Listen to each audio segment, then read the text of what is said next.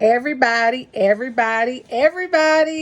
We are still reading The 7 Habits of Effective People.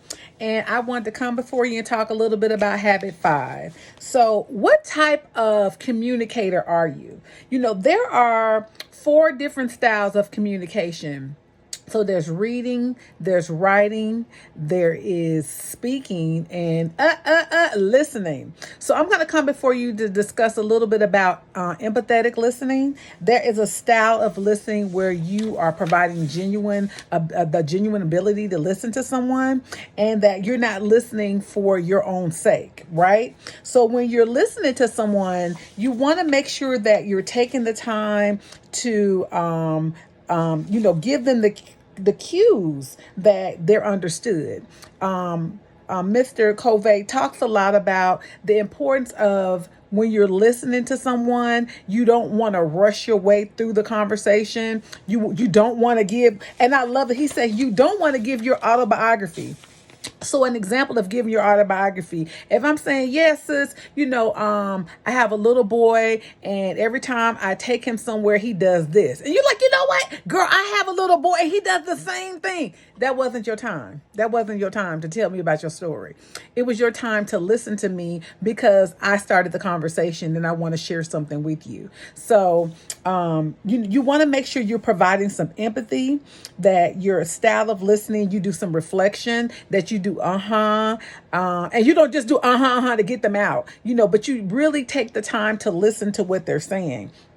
And so he talked about the paradigm that shifts when you're really an empathetic listener. You take on what they're talking about, right? So then your paradigm shifts. So if you're the type of person that you rock with your friends, and if they break up with their spouse or their whatever, their significant other, then you done broke up with them too, and then you mad because they didn't get back together. You forgot that wasn't your relationship, right? So if they decide that, listen, this thing is working out, we've forgiven each other, and we're moving forward, and you still mad. So that's what happens when the paradigm shifts. So we need to make sure that we are empathetic. But then if you're an empathetic listener, then when the shift happens, sometimes the shift goes back. And if this is someone you love and you genuinely care about, then you want to understand what caused their paradigm to shift. And then yours too should be shifting as well.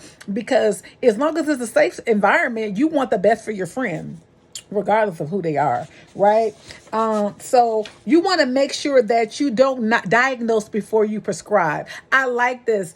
So he gave a scenario of his child needing to get some medication from the doctor's office. And in the community that they were in, everybody was at the game, right? So everyone's at the game, but his doctor on call was also at this particular game. So because it's a community, they knew the doctor. They just called the doctor at the game and reached out to the doctor and told the doctor what was going on. And the doctor was like, okay, cool. They could say the wife said she felt rushed, but she felt like he heard her and understood what was going on.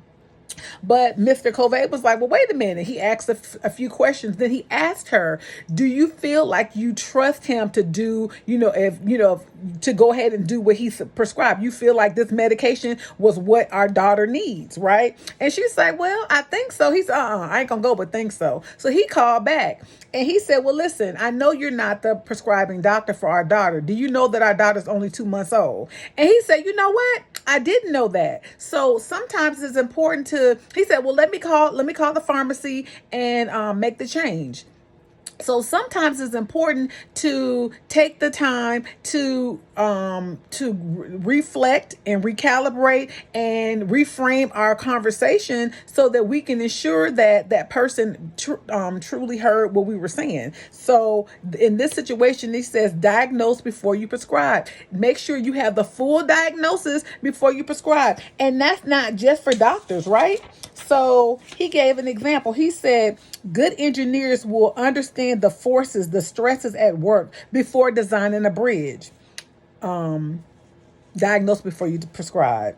A good teacher will assess the class before teaching.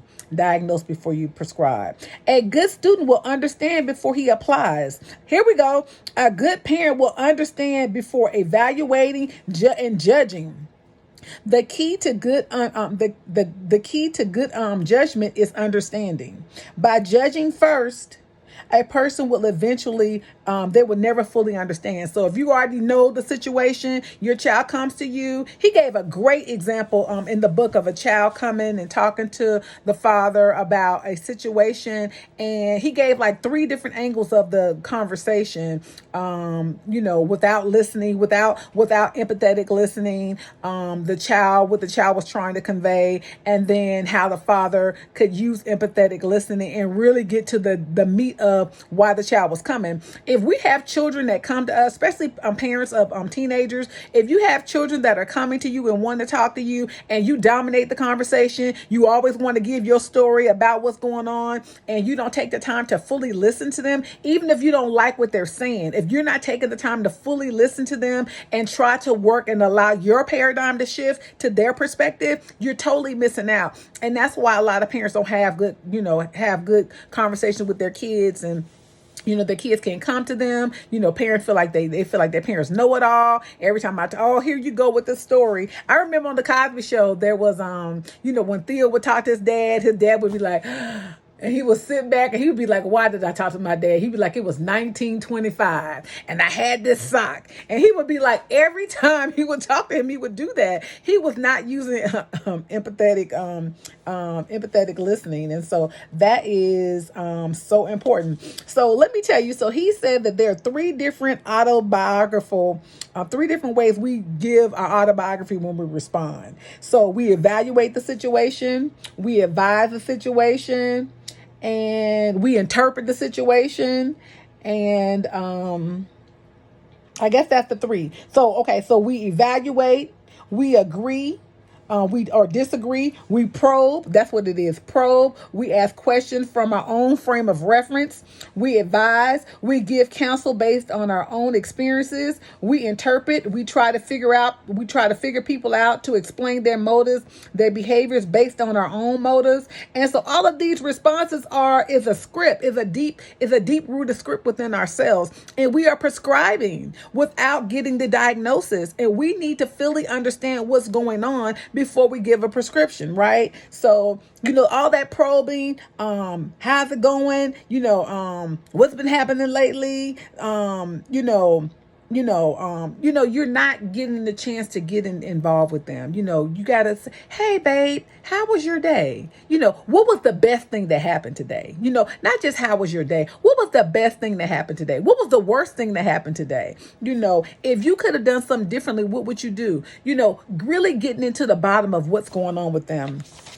I'm blessed that this style of listening is not something that is very new to me, because I do a lot of counseling, but I like that this is something that I need to operate in all the time. And so it's just affirming for me. So I have friends. I am so blessed that I have so many friends that are professional counseling and family and community, and they do all of this work. So a lot of times, I'm talking to them and they're providing me with the support I need. And it's just our style, and so sometimes it's good to have that, the empathetic listener. But then sometimes I have other friends that don't have that style, and they cannot provide that, but I don't love them any less. I just have to slow down within myself and then learn, okay, is this someone I can go to for this, or is this someone I can go to for that, right?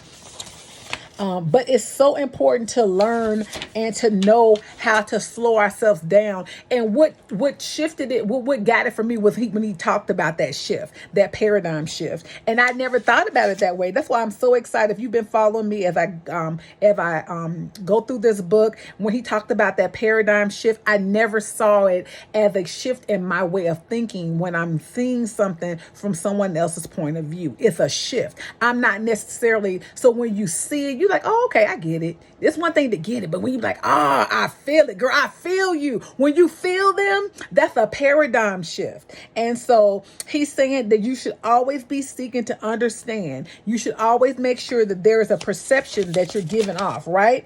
So then he talked about, I like this, when you seek to be understood, there's an ethos, pathos, and logos. So he said the ethos is the personal credibility. That's your faith that you have in your integrity and your competency, right?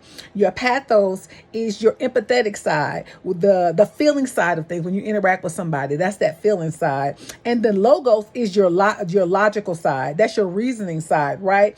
So all of those things are needed in order to really understand someone. You need that character, you need that relationship building, and you need that presentation, right?